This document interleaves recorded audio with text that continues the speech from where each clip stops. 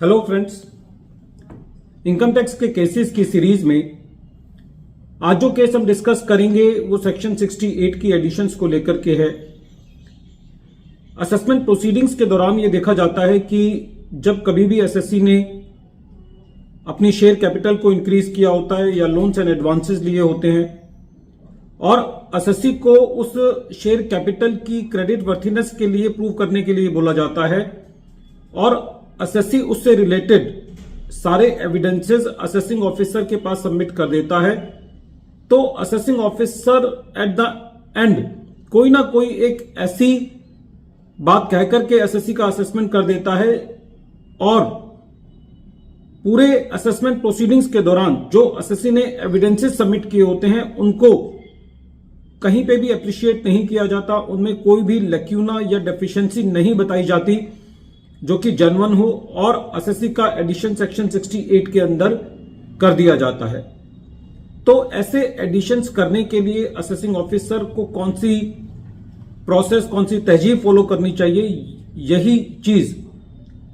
Calcutta high court ने अपने present case principal commissioner of income tax versus Delta Dealers private limited के case में decide की और यह केस 473 आईटीआर पेज नंबर 48 पर रिपोर्ट हुआ। इस केस का जजमेंट 8 नवंबर 2024 को आया। प्रेजेंट केस के अंदर जो रेवेन्यू का फोकल पॉइंट था एडिशन का वो ये था कि एसएससी की कंपनी में जिन इन्वेस्टर्स ने पैसा लगाया है, एसएससी उन कंपनीज के डायरेक्टर्स को प्रोड्यूस नहीं कर पाया है जो कि असेसिंग ऑफिसर ने उनको सेक्शन 131 सबसेक्शन 1 के अंदर समन्स दिए थे और ना ही कोई वैलिड रीजन बता पाया है कि वो क्यों अपीयर नहीं हुए। और इसी चीज को लेकर के असेसिंग ऑफिसर ने एडिशन कर दिया। During the assessment proceedings assessing officer का यह एलिगेशन था कि एसएससी इन्वेस्टर कंपनी के किसी भी डायरेक्टर को प्रोड्यूस नहीं कर पाया है। असेसिंग ऑफिसर ने इन्वेस्टर कंपनीज के डायरेक्टर को सेक्शन 131 सबसेक्शन 1 का समन्स दिया था जिसकी एवज में वो अपीयर नहीं हुए और ना ही कोई ऐसा रीजन बताया कि जिसकी वजह से वो अपीयर नहीं हुए, जिसको असेसिंग ऑफिसर ने सेक्शन 68 की एडिशन का आधार बताया। असेसिंग ऑफिसर का यह कहना था कि जिन कंपनीज ने शेयर कैपिटल एसएससी को दी है उन कंपनीज ने एसएससी की नेटवर्थ को, टर्नओवर को एग्जामिन नहीं किया और ऐसा कम चांसेस हैं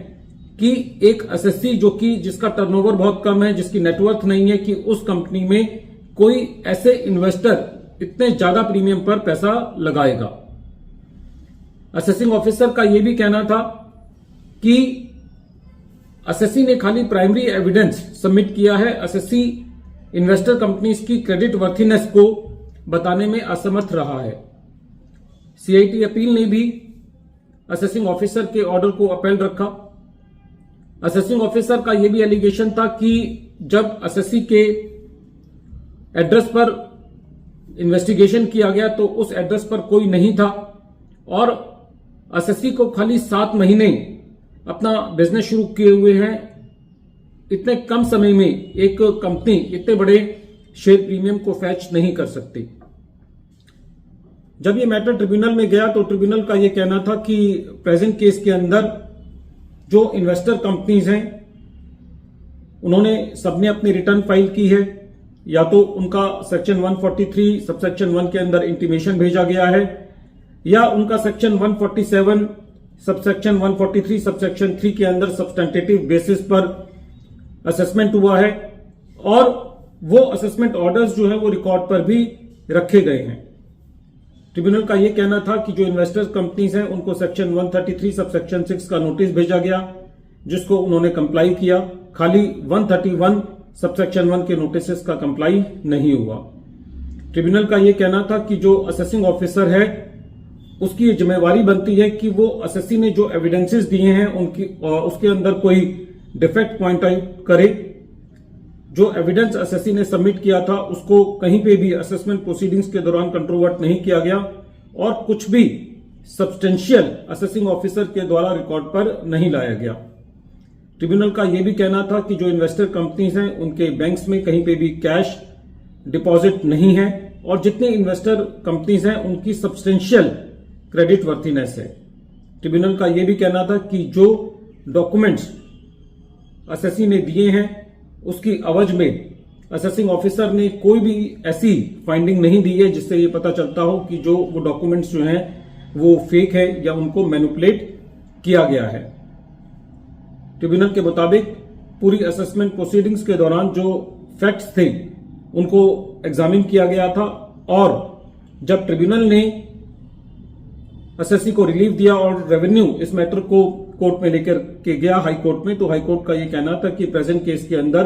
कोर्ट का ये काम नहीं है कि जो फैक्ट्स हैं उनको दोबारा एग्जामिन किया जाए।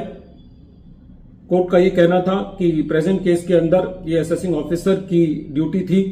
कि वो पूरी तरीके से फैक्ट्स को एग्जामिन करे, डॉक्यूमेंट्स को एग्जामिन करे, उनमें डिफेक्ट्स पॉइंट आउट करे और फिर सेक्शन 68 का एडिशन करे।